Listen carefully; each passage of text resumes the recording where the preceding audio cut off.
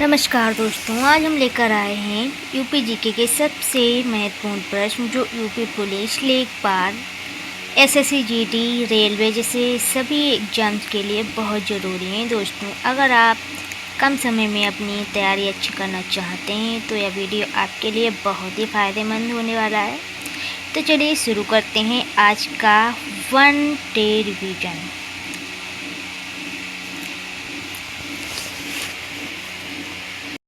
तो दोस्तों शुरू करते हैं हमारा आज का पहला सवाल, ध्यान से सुनिए। और इस वीडियो में जो भी क्वेश्चन आंसर हम कराएंगे ये हर एग्ज़ाम के लिए बहुत इंपॉर्टेंट रहने वाले, तो आप वीडियो को बिल्कुल भी स्किप ना करें।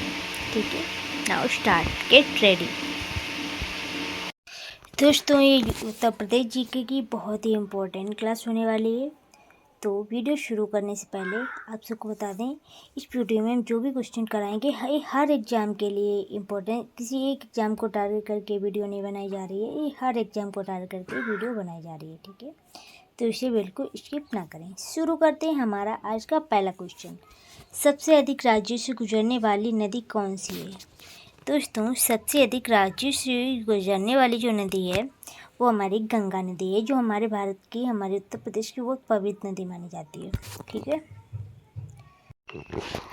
भारत की सबसे लंबी दक्षिणी नदी है गोदावरी। भारत की सबसे लंबी दक्षिणी नदी है गोदावरी। गंगा का उद्गम किस हिमनद से? तो गंगा का उद्गम गंगोत्री हिमनद से है। ब्रह्मपुत्र का उद्गम कहाँ है? चेमांगुम हिमनद, जो कि तिब्बत में है। ठीक है, कावेरी नदी का उद्गम कहाँ है? तो कावेरी नदी का उद्गम है तलकेवेरी, जो कि कर्नाटक में है। ताप्ती नदी का उद्गम कहाँ है? ताप्ती नदी का उद्गम कहाँ है? सतपुड़ा पर्वत में, जो कि मुल्ताई मध्य प्रदेश में पड़ता है। भारत की प्रति व्यक्ति जल उपलब्धता सबसे अधिक कहाँ पे है? भारत की प्रति व्यक्ति जल उपलब्धता जो है सबसे अधिक कहाँ पर है? तो ये ब्रह्मपुत्र घाटी में है। ठीक है, सबसे ज़्यादा है। भारत की सबसे ऊंची अल्पाइन झील कहाँ है? भारत की सबसे ऊंची अल्पाइन झील क्या है? सबसे ऊंची अल्पाइन झील, इसे आप याद रखना, कहाँ है? गुरुडोंगमार झील, जो लद्दाख सिक्किम में पड़ती है। चिल्का झील किस राज्य में? बहुत बहुत इम्पोर्टेंट क्वेश्चन। चिल्का झील बहुत बार पूछा जाता है हर एग्जाम में। चिल्का झील किस राज्य में है? तो ये ओडिशा में है। पुलिकट झील किस राज्य में है? आंध्र प्रदेश और तमिलनाडु दोनों में पड़ती है। लोकटक झील किस राज्य में है? मणिपुर में। रूपकुंड झील किस लिए प्रसिद्ध है? जो रूपकुंड झील है यह किस लिए प्रसिद्ध है? तो यहाँ पे सबसे अधिक मानव कंकाल मिलते हैं, तो इसीलिए मानव कंकाल के लिए प्रसिद्ध है। ठीक है, भीमताल कहाँ है? भीमताल कहाँ स्थित है? तो भीमताल जो है उत्तराखंड में स्थित है। उम्मीद करती हूँ यहाँ तक समझ में आया होगा। नैनीताल कहाँ स्थित है? नैनीताल कहाँ स्थित है? नैनीताल उत्तराखंड में स्थित है। शारदा नदी किसे कहते हैं? शारदा नदी किसे कहते हैं? इसे काली नदी भी कहा जाता है।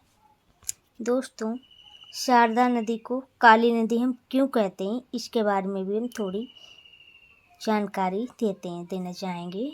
ठीक है, तो दोस्तों, शारदा नदी को काली नदी कहा जाता है क्योंकि शारदा नदी एक नाम काली नदी या महाकाली नदी है, इसलिए यह नदी भारत नेपाल सीमा पर बहती है। कहाँ पर बहती है? जो शारदा नदी है, काली नदी कहा जाता है इसे। ये भारत नेपाल की सीमा पर बहती है और प्राचीन समय में इसे काली या महाकाली के नाम से जाना जाता है। तो इसका मुख्य कारण क्या है?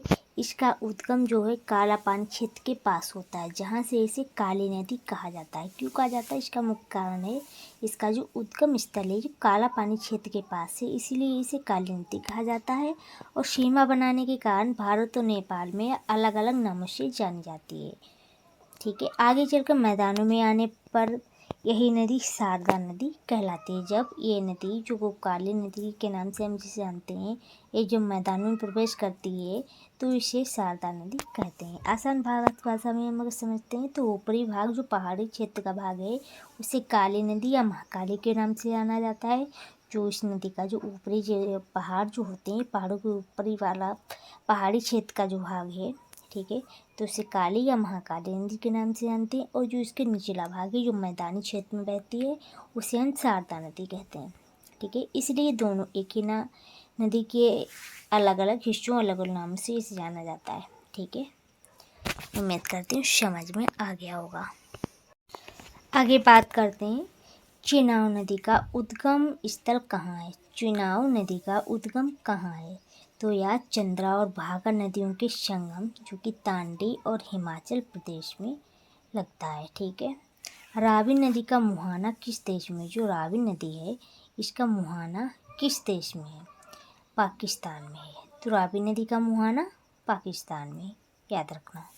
मेघालय का प्रमुख जलप्रपात कौन सा है। मेघालय का जो प्रमुख जलप्रपात है वह कौन सा है, तो यह है नोहा काली काई जलप्रपात।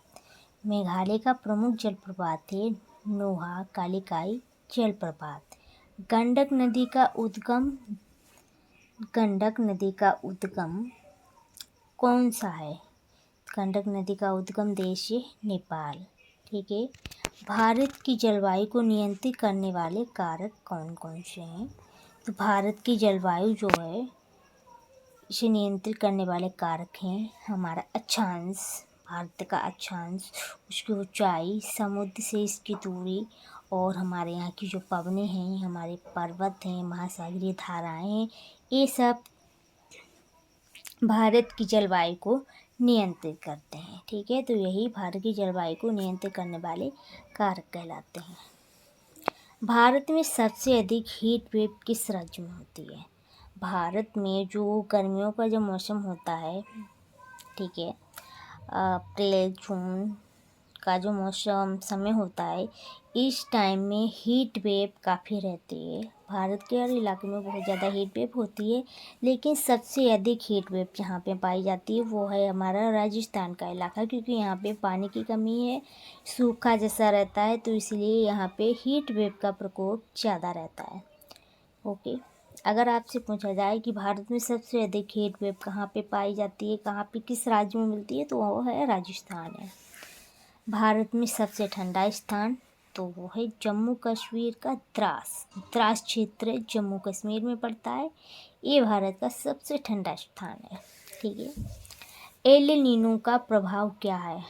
एल नीनो का प्रभाव, एल नीनो क्या है इसे हम जान लेते हैं पहले। तो पहले हम बता दें, एल नीनो का प्रभाव मानसून कमज़ोर हो जाता है, ये एल नीनो कहलाता है, लेकिन इसके बारे में डिटेल में हम जानेंगे, ठीक है। तो दोस्तों, एल नीनो जो है ये जलवायु की एक घटना है जिसमें प्रशांत महासागर का पानी जो है सामान्य से ज़्यादा गर्म हो जाता है। जो हमारा प्रशांत महासागर है ये इसमें जो पानी होता है उससे सामान्य से ज़्यादा गर्म होता है। इसका असर दुनिया के मौसम पर पड़ता है। जब पानी गर्म होता है तो इसका असर दुनिया के मौसम पर पड़ता है। खासकर इसकी चपेट में आता है हमारा भारत, ठीक है। भारत पर इसका क्या प्रभाव पड़ता है, तो भारत पर इसका प्रभाव पड़ता है मानसून कमज़ोर पड़ जाता है इसकी वजह से। एल नीनो की वजह से जब पानी गर्म होता है महासागर का तो इसका सीधा प्रभाव भारत की जलवायु पर पड़ता है और मानसून कमज़ोर पड़ता है।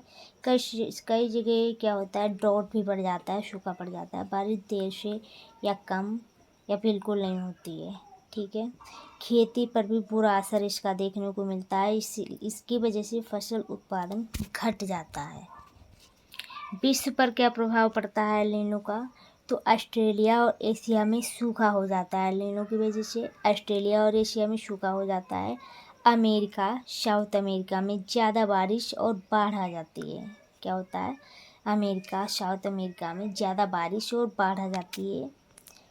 समुद्री मछलियाँ जो होती हैं उनके जीवन पर बहुत अधिक असर पड़ता है, इसलिए मछलियाँ कम हो जाती हैं। समुद्र में जो मछलियाँ होती हैं उन्हें इसकी वजह से मतलब पानी जब गर्म होता है तो उसे उनकी सहन शक्ति कम हो जाती है, इसलिए मछलियाँ मरने लगती हैं, मछलियाँ कम हो जाती हैं। ठीक है।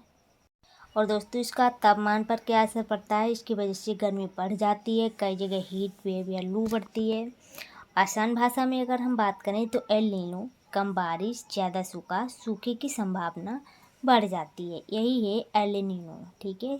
उम्मीद करती हूँ एल नीनो के बारे में आपको अच्छे से समझ में आ गया होगा। ला नीना, ला नीना क्या है दोस्तों? एल नीनो के बारे में जो हमने समझा, इसका उल्टा होता है ला नीना।